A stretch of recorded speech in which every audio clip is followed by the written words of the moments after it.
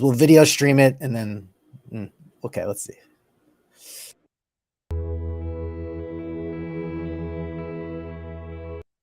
All right, we're not waiting all 30 seconds because it's Angela McArdle, one of my libertarian mentors. I think that's what I'll say. You're now a libertarian mentor of mine.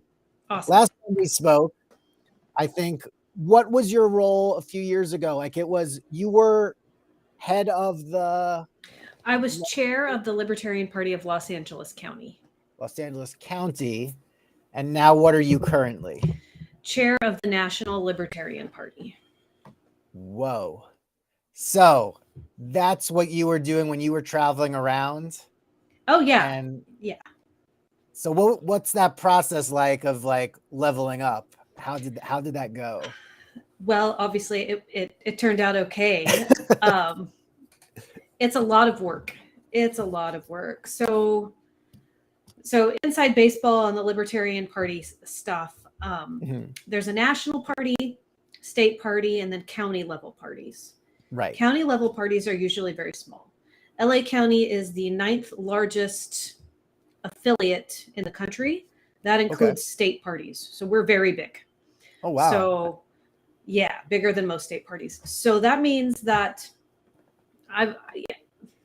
it wasn't as much of a jump from county to national as most people would think of it, because there's a lot to do. You know, we're very active, got a lot going on. So I got to, you know, the whole reason I ran for the national position, by the way, was because the National Party didn't speak out on lockdown and mandates very aggressively. And that's obviously, it's been a real passion project of mine, something I care a lot about. So I basically toured the country for a year and a half, and I went to over 20 states and visited a lot of different state Libertarian Party conventions and just made my case. And then we had our national convention in Reno, Nevada, back in May. I think that was Memorial Day weekend. And I got elected with 69.5% of the vote. Wow. So what was the feedback you were getting as you were campaigning? Like what was resonating with your audiences? Was it the lockdowns? Yeah. I mean, there's lockdowns, and then there's all this stuff that's kind of boring. Like, you know, do we have basic strategy? Do we have infrastructure? How do we fundraise? How do we grow? A lot of boardroom stuff. How do we eliminate drama and infighting? So I was going to ask you about that, because sometimes, like, I follow you on social media. You reference a lot of that. Like, is it just like, are there two like schools of thought within the Libertarian Party that you kind of want to bypass, or what are you running? What have you run into? There are multiple schools of thought within the Libertarian Party. Some of them are more closely aligned with others, but the big fight was between people who are more socially, I want to say socially left-leaning. There are a lot of people who are socially left-leaning, but it was between people who elevate being socially left-leaning above any other political ideals, agendas, goals. Like, that is really the most important thing to them, is to emphasize that we are very on the left socially. And so there's them, and then there's, you know, the Mises Caucus, which is what I'm a part of and I advocate for, which is like, you know what, identity politics and all that stuff, that's not our highest priority. We got to pursue individual liberty. Economics are important. Culture war stuff, sometimes we do wade into that, but it's more like hey, you know, like, keep that to yourself, do your own thing, man, but don't go trying to enforce that in a law or thought crime, you know, making it a social norm that anybody who doesn't agree is in trouble, like that sort of thing. What was the Mises Caucus? I keep trying to get my head. What is that, like some preliminary event, or is that a gathering? No, it's a group. So caucuses are groups that form inside political parties to advance a certain agenda or a set of goals. So the Mises Caucus, which I was formerly on the board of directors for the Mises Caucus, I resigned once I was elected. Right. But the Mises Caucus is about really four things. One was Austrian economics. We care very much about economic literacy. And so we're named after the Austrian economist Ludwig von Mises, who is a big okay. yeah, he's a big deal in the Libertarian Party, and Okay. that whole thing. He is no longer alive, but right. So there's that, and then we care very much about local elections. I think that local is really, really important from a grassroots perspective. We care very much about reforming the party internally, and we also care a lot about single issue coalitions.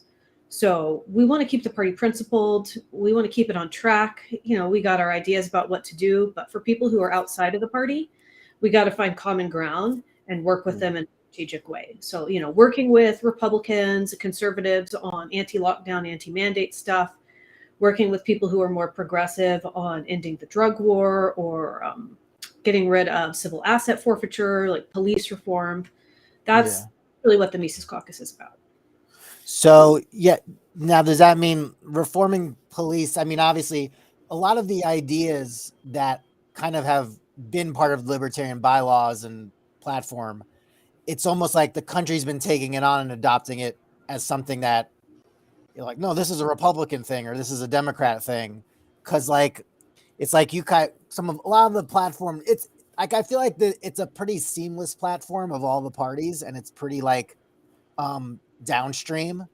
And, for like, say, conservatives to invoke abolishing the FBI, I'm like, that's our jam.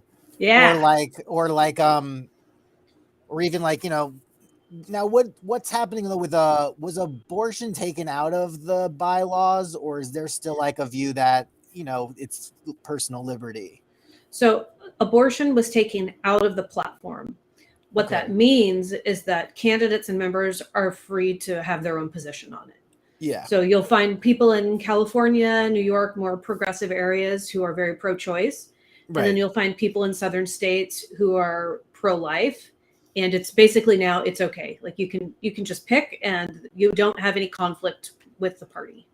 Could that spread to like other issues though? Or are there just like some things like you got to kind of, you're still a libertarian, you got to still kind of think in terms of individual liberty and freedom? It could spread to a couple of other areas. It's really challenging, by the way, to change the platform. So it's not something that happens easily. You've got to have 2/3 of the convention on board with the change. So one that could end up changing in the future might be some of the language around the immigration plank. But I don't think there's enough cohesion to actually change it, because not everybody agrees. Not everybody in the Mises Caucus agrees. Some people are very open borders. Some people want Ellis Island style immigration, which would obviously be like a massive, massive reform to what we have now. It's practically open borders, but there's differences. And then some people just think we need to have just more reformed, streamlined immigration policies. I don't think we have anybody in the party who's like aggressively like closed borders or anti-immigration. No. It's just different degrees. But yeah, obviously people are free to immigrate wherever they want. It's just a question of like, how illegal do you want that to be? Or do you want to, okay.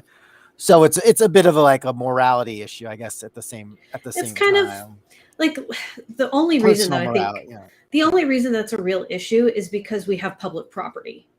Yeah. And so people come in and they're like, well, if you come here and you don't pay taxes, then but you get to use public schools, and then it's just a big mess, right? Because then we're like, well, we oppose taxes. Most of us oppose at least 90% of the taxes, but a lot of people 100%. So it just it's a really messy argument we haven't sorted out yet. Have you guys even started looking? Well, actually, I'll ask you this first then. Like I see you're on social, and I see you have some like anti-woke, anti-identity politics stuff, anti-Liz Cheney stuff. Do you kind of have to toe the line like, oh my gosh, she sounds like a conservative? Like, do you ever run into that stuff, or all because the you time. hate one person?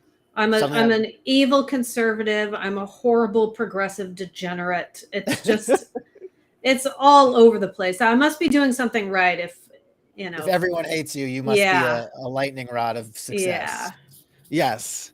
What have you what is all the lockdowns and everything and mandates kind of done for the party, do you think like it's helped its profile, or Oh was it man. Well, it would have helped our profile if we'd said anything at the national level, but the okay? national party didn't say anything for an entire year. An entire year, man. Wow. The county level parties and state parties were, most of them did an excellent job. And Yes. so we definitely got into the news in a lot of ways, but because it was a mixed message, Yeah. it didn't advance. Really what happened is the Republicans did not oppose it consistently in the beginning, but they Right. caught on after a few months to Right. varying degrees. And so they got to lead the charge on that. And we, the members of the Libertarian Party, who were very opposed to lockdowns, we just got left out of the narrative. It was really frustrating. So you injected yourself onto the Los Angeles Yes. mandate side. So that way you took the head of it. And I guess you would say that contributed to the city's mandate going away. Oh, absolutely. Absolutely. Yeah. So we were very vocal and outspoken about lockdowns initially. We helped organize protests. We also helped organize black markets to keep people who cut hair and do nails and things of that nature in business. So we had our own secret black market group, just trying to, like, as scandalous as it sounds, the reality is we're trying to keep these people employed so they can pay their rent. Sure. Really, really wild, right? But then when the mandates came around, we were really aggressive and outspoken on that and organized a petition to get those overturned. And then lo and behold, after a couple of months, I got a call, an anonymous tip from someone who worked at the city council office, who said that they were going to take it off the ballot because there was too much pressure and they were afraid they were going to lose. So they repealed it.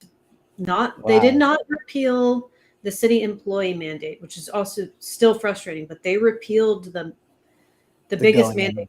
Yeah, because they were so afraid that they were going to lose. It's the same thing, I think, in New York City. Like, they still have the city mandate going on, but in New York City, like, if you're a performer, if you're like Kyrie Irving, you can. So I guess everyone has to just get a YouTube channel going and like sing something, and then the city employees can get out of it. Right.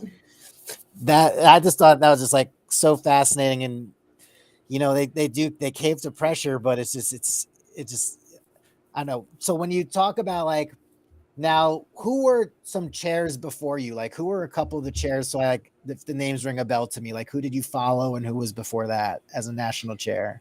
So the chair right before me was an interim chair. Her name was Whitney Bilyeu. Okay. And she runs the Texas Libertarian Party. Okay. And she was chair for about a year. Okay. Because there was a big scandal with the previous chair. His name was Joe Bishop Henchman. Okay, I know that name. Yeah. Yeah. So he ended up resigning because he was involved in something nefarious with the Libertarian Party of New Hampshire. Oh, no. I know. It was an embarrassing scandal. It was very, very cringe. Very cringe. Yeah. And the guy before that was Nicholas Sarwark, and he was chair. That's who I remember. Yeah. Okay. Yeah, I think I've been in for, like, I don't know. I'm been a member for like probably the last 10 years, I would say. Yeah. That's right. So going back to, like, you articulated that abortion point very well. Like, just leave it up to the candidate. Like, what do you make of, like, when Andrew Yang tries to come out with the Forward Party, and, like, he goes right on CNN, he's like, we're not going to be pro-choice or pro-life, or, like, how, like, do you see anything transpiring with that? Really, they want to be the third party, but really, they're like a fifth. They're not the third. Okay. What do you make of, like, that new kid on the block, or that new idea? I think that it's a good idea to not take a position on something like abortion, because I think it's a distraction. Yeah. And it's so incredibly culturally divisive, and there are arguments in good faith on both sides. And we just, like, I feel personally pro-life. I'm pregnant right now. I can't literally prove on a piece of paper when, like, human consciousness begins, or I can't convince people of when life begins. Right. So I get staying out of that one. It makes sense. But the Forward Party doesn't really have much of a stance on anything. They're not pro individual liberty. Mhm. It's not something they're interested in. They're very moderate centrist. They just kind of go with the flow. Yeah. They don't oppose mandates. They don't oppose lockdowns. They don't oppose war. So, you know, like, I'm a libertarian, definitely, and I'm not a member of the Green Party. Yeah. But I'm happy to work with the Green Party on different issues because I know exactly where they stand on it. Like, they're very against the drug war. They're very against U.S. intervention abroad and foreign wars for empires. So I know I can work with them on those things. And Andrew Yang, I'm like, what the heck am I supposed to? How does this work, man? Like, huh? I feel like he had a tweet one time. It's like, you know what we should do to be more organized? We should have, like, people should have, like, stamps on their arm to know, like, whether their medical status is, and then we could keep track of them, and that'd be like, we don't have to worry about it. Like, what are you talking about? Yeah, he was very in favor of barcode digital IDs, Digital so IDs, everybody yeah. can check. Just like, I don't think so, dude. It's creepy technocracy. Yeah. It's creepy technocracy. And now, are you planning to? You're moving out of California soon? Yeah. I'm not actually super excited about moving. Hard to find a U-Haul. Right. No, we have a U-Haul. They're very expensive. They're very expensive. Oh, yes. The reality is I live in a very nice place. Yep. I live right off the beach, no complaints. Oh, no way. But it's a 1-bedroom on the 4th floor in a very nice complex with a lot of amenities. But it's a little suffocating when I think about having a baby here. Sure. And we're going to move to Austin, Texas, which is still a high cost of living by Austin standards. We're going to have a 4-bedroom house, and it's going to cost less in rent. Yep. And then there's no income tax. So essentially, we can move, not change our lifestyle, make several hundred more dollars every month, pay for the baby, you know, and not have financial stress. So that's really what it came down to. Do you have any libertarian themed baby names picked out or in being circulated? Like, I was thinking of Tread, because, like, don't tread on me. But I don't know if that. Don't. We still haven't picked a middle name, so there's that. Okay. Could happen. Nice. If I had my baby around, I'd show a baby from the future. I have, like, a 4.5-month-old right now. So. Oh, very nice. Yeah. Congratulations. So there we go. I want to go back to state politics. I mean, I guess when the recall happened last year, we had a libertarian candidate that was in the pool. Yeah. But I was surprised, like, I didn't see one for this time around. Was that just did we not have coordination?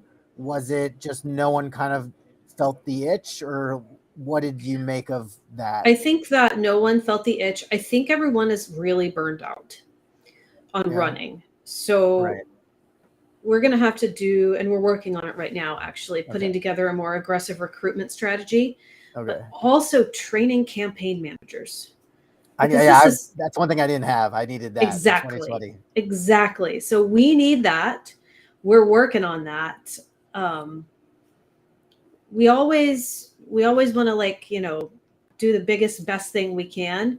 And then the reality is we don't have the infrastructure set up to support a lot of that.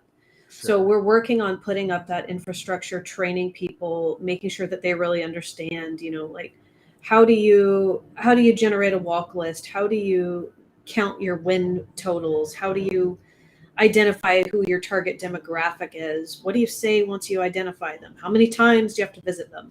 Right. That's the sort of stuff we're working on right now, so the candidates in the future will be better equipped for the job. Yeah, I mean, if there wasn't one, I would be like, you know what, I'm very busy, but if you guys need someone with the L, I would have done it. But I'm like, still, I mean, who knows what would have happened? Yeah, well, would have been nice to represent. Time, jump in next time. We'll see. I'm 2022. It just didn't line up right for me, but maybe 2024 something happens. So we'll see. Very good. What else I want to catch up with you on? I guess I could do a couple of things.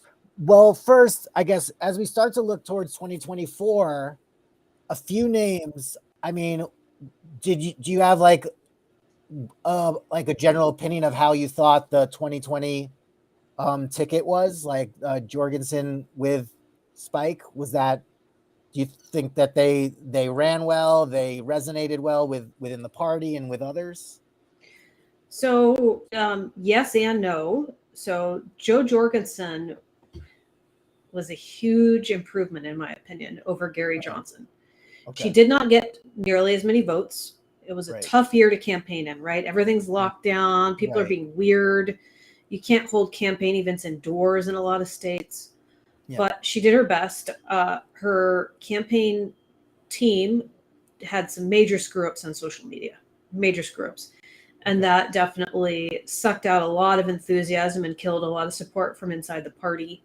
The Mises Caucus was really behind her initially. We were really happy because she was not a recycled Republican or someone from another party. Like, she was an authentic libertarian. Sure. But it was not a perfect campaign by any means. And she and Spike weren't in alignment on everything. You know, Spike really leaned into the abolish the police, like defund the police stuff, and tried to work with BLM more, but while maintaining like a principled anarcho-capitalist perspective on it. It just didn't gel well with what JoJo was trying to do. So it was just like a little bit of a weird year. Yeah, a few names that I've started to see float on social media, and I'm sure people will start campaigning, I guess, after November, I assume, is when things pick up. Yeah. I mean, I've heard him all the time. Dave Smith. I don't know if he's interested. Yeah. But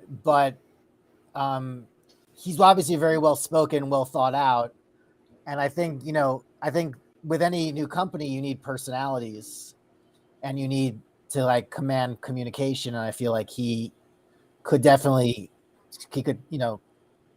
be up for any interview and not be caught off guard like past candidates have been. Exactly. That's a really good way to put it. He's a very good messenger. He's very articulate, and he's got a lot of experience dealing with media interviews. He's already got connections. You know, he's on Fox News regularly. He's been on Joe Rogan a handful of times. I've heard him on Joe. Yeah. Another name, Maj Touré. Is that how I say it?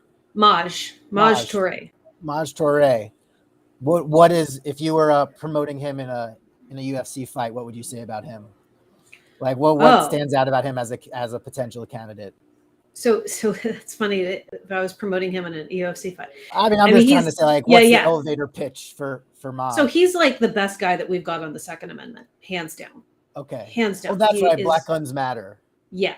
That's excellent. Right. The other thing he's really good at that he doesn't get a lot of publicity for is conflict resolution training.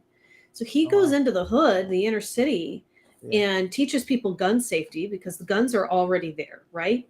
Everybody's already strapped. There's gang violence. He goes in and teaches people how to be safe. And then he teaches them how to deal with conflict and actually de-escalate, which is incredible. And honestly, like something we definitely need in the political realm right now. Sounds amazing. Cause I feel like if you dare like try to do something better, like than say like a liberal faction wants you to do it, they're almost offended by it. Yeah. Like I feel like there was a protest at City Hall this week and it was like libertarians and leftists protesting city vaccine mandate. And like, that's a pretty leftist sounding looking photo. And I'm surprised that they're not just like swooping in on that and like blowing it up. But it's like, no, we didn't come up with it. So it's almost like you want to, just like a finder's fee sometimes with some of these issues. Okay.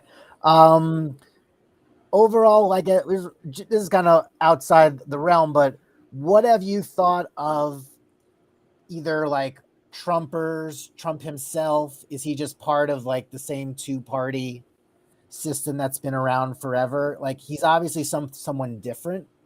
And that obviously they almost you kind of get curious because they really don't want him like genuinely viscerally to be near anything of leadership. Is that founded, unfounded? What do you? I mean, I think it's just sort of kind of unfortunate. He went in with this very, aggressive drain the swamp mentality. At least that's what he put out there. And it seems like he got swallowed by the swamp. Yeah. And made some bad personnel decisions, put people like John Bolton around himself. It just, and now it's like they're just out for blood. It seems like they won't be happy till the poor man is dead. I just, It's crazy. he was, as a libertarian, I was really disappointed after about 3 months in. Like there's not everything I agree with, like the border wall hysteria, like Right. chill out. I know we got immigration issues, but man, like once he did drone strikes on Syria, and then he said he was going to audit the Fed in the first 100 days. That didn't happen. Oh, wow. That didn't happen. And then the lockdowns happened, and I don't expect the president to come out like a tyrant and literally tell the states what they can and can't do, but we didn't even try to negotiate or try to manipulate federal aid. And then Operation Warp Speed with the vaccines, and he's still harping on how he thinks that's a good idea. There's just so many things where I was like, oh man, I feel like what are you doing? If Democrats just called it the Trump vaccine the whole time, yes, things would have been greatly different. Yes. But instead, brought to you by the Fies. Right. And then he didn't even fire Fauci. I'm like, come on. What Burks is like admitting on the news, like, I just goes being hopeful that, well, we've learned a lot. Cool. This is a really good catch up. I could probably talk with you about other stuff forever, but you take care of your baby, and let's just keep the party growing, and see where it goes from here. I look forward to it. I think if there's these talking points we're like the OG of a lot of talking points that come out. I guess last thing, a little bit of a game. If you had to abolish the Fed, the IRS, or the FBI, what order would you get rid of them? Ooh, the Fed, the Federal Reserve, the IRS, or the FBI. What order would I get rid of them? Like, what do you think is the most urgent? Like, what would be the easiest, or what would be the most helpful to maybe help Americans if that was gone first, or what would be the easiest? Man, that's really difficult. My knee-jerk reaction is the Federal Reserve, but I think right now I would pivot and say IRS. IRS first. I know, because people are complaining about the 87,000 new agents in the bill. Yeah. I just wonder how long that's going to pay them for. Is that just like is that going to pay for them for 1 year, or is that? I don't know. Those things never go away. There's no such thing as a temporary government program. Oh gosh. Okay. Well, on that high note, Angela McArdle, pleasure as always. I will try to do my part in the coming years, and we'll see where this goes. And enjoy Texas when you get there. And I'll keep voting for you for national chair, even though I didn't vote. I didn't know how to vote the first time, but I would vote in theory. Well, thank you so much. Got it.